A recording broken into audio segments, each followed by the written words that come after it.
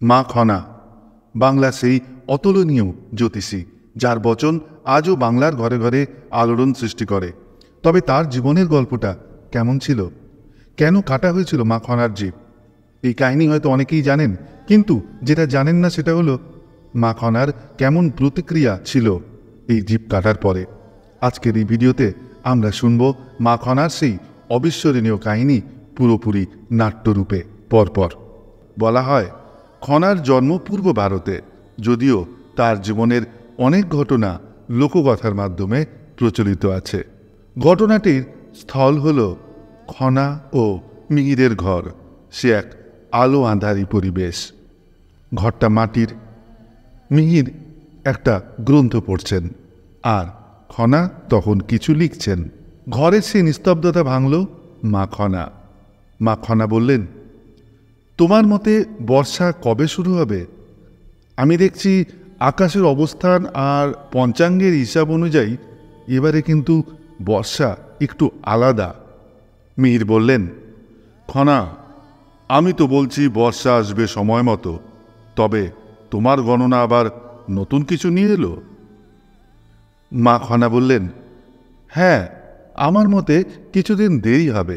এই বছর ফসলের ক্ষতি হওয়ার আশঙ্কা আছে। মিহির বিরক্ত হয়ে বললেন, দেখো খনা, আমি এতদিন ধরে রাজদরবারের প্রধান জ্যোতিষী। এই সব কথা রাজদরবারে বলার আগে একটু ভেবে দেখো। আমার কথার বিপরীতে কথা বলাটা কিন্তু সঠিক হবে না। আমি তোমাকে সাবধান করে দিলাম। এরপরে খনার সেই ভবিষ্যৎবাণী এবং তার মিহিরের প্রতিক্রিয়া। ঘটনাটি ছিল রাজদরবারে। রাজা এবং অন্যান্য মন্ত্রীরা বসে আছেন, যেখানে মিহির এবং খনাও আছেন। রাজা বললেন, মিহির, রাজ্যের কৃষিক্ষেত্রের জন্য কিছু ভবিষ্যৎবাণী করতে হবে। পারবে? বলতে পারবে এবছর ফসল কেমন হবে? মিহির জানালেন মহারাজকে।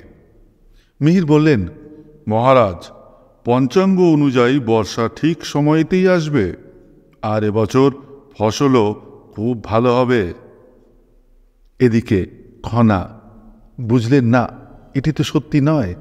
মা খনা মৃদুস্বরে বলে উঠলেন, মহারাজ, আমার মতে বর্ষা একটু দেরিতে আসবে, আর সেই কারণে ফসলের ক্ষতি হওয়ার প্রভূত সম্ভাবনা রয়েছে, এবং আমাদের দুস্থ প্রজাদের জন্য কিন্তু মহারাজ কিছু ব্যবস্থা নেওয়া অবশ্যই জরুরি।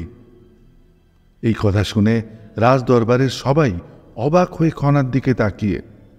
রাজা বললেন, তাহলে কি মিহিরের হিসাব ভুল? খনা, তুমি কি নিশ্চিত? মা খনা বললেন, মহারাজ, আমি আমার গণনায় একদম নিশ্চিত। প্রকৃতি আমাদের পূর্বাভাসের বাইরে কিছুই করতে চলেছে এইবার। এই কথা শুনে সবার চারিদিক স্তব্ধ হয়ে যায়। মিহিরের মুখ গম্ভীর হয়ে যায়, তার মুখে স্পষ্ট অসন্তোষের ছাপ। মিহির বললেন খুব অসন্তুষ্ট হয়ে, খনা, তুমি নিজের সীমা লঙ্ঘন করছো। রাজদরবারে আমার কথার বিপরীতে কথা বলছো। এই ঘটনাটির পরে মা খনার জিভ কাটা হয়েছিল। জায়গাটি কীরকম ছিল? সেটি হলো একটি ঘরে, যেখানে মিহির গভীর চিন্তায় বসে আছেন। রাজা ও অন্যান্য পুরোহিতরাও সেই রাজা এবং মিহিরের পাশে বসে আছেন। রাজা বললেন, মিহির, তুমি জানো যে খনা সঠিক বলেছিল, কিন্তু এত সাহসী হয়ে রাজদরবারে একটা মেয়ে মানুষ এত কথা বলার সাহস পায় কি করে? কিছু একটা করতেই হবে। সাথে সাথে পুরোহিতরাও তার সাথে সমস্যারে বলে উঠলেন, মহারাজ, একজন নারীর এত স্বাধীনভাবে কথা বলা ঠিক না। এর একটা শিক্ষা হওয়া প্রয়োজন, অবশ্যই প্রয়োজন, নয়তো আমাদের ধর্ম যে শেষ হয়ে যাবে মহারাজ। মিহির গম্ভীর হয়ে মাথা নিচু করে বসে আছেন, যেন তার সামনে কোনো পথ খোলা নেই। মিহির বললেন, মহারাজ, আমার সিদ্ধান্ত, খনার জিভ কাটা হবে। কোনো নারী যেন আর কখনো এমনভাবে কথা বলতে না পারে। ধীরে ধীরে ঘর অন্ধকার হয়ে আসে। মীরের নির্দেশে মা খনার জিভ কাটা হয়। মা খনার মুখ নীরব, যন্ত্রণায়, অসহ্য যন্ত্রণায় ছটফট করছেন, কিন্তু মুখে তার কোনো প্রকাশ নেই।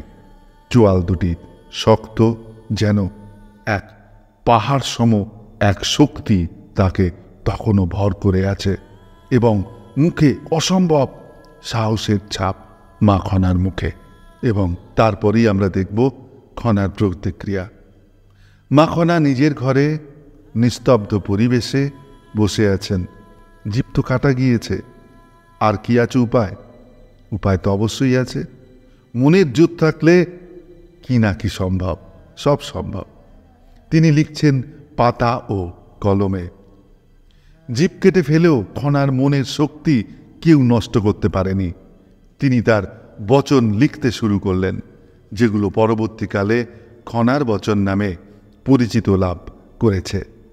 নীরব থাকলেও তার জ্ঞান এবং সত্য বলার সাহস কোনো দিনই থেমে থাকেনি। বন্ধুরা, মা খনা নিজে মনে করতেন যে জীবনে যা সত্য তা কখনো নীরব থাকে না।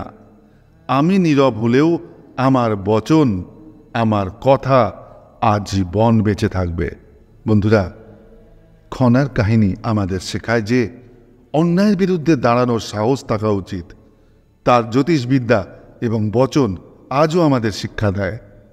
বন্ধুরা, আপনারা যদি এই ভিডিওটি না দেখে থাকেন, যেখানে আমি আলোচনা করেছি মা খনার সময়কাল, ওই সময় যে সমাজ ছিল আর এখন যে সমাজ, তার কি কোনো পার্থক্য আছে, তাহলে এই দিকে দেখানোর ভিডিওটি অবশ্যই দেখে নেবেন, যার নাম মা খনা ও আজকের অন্যায়। বন্ধুরা, কেমন লাগলো আপনাদের এই খনার কাহিনী?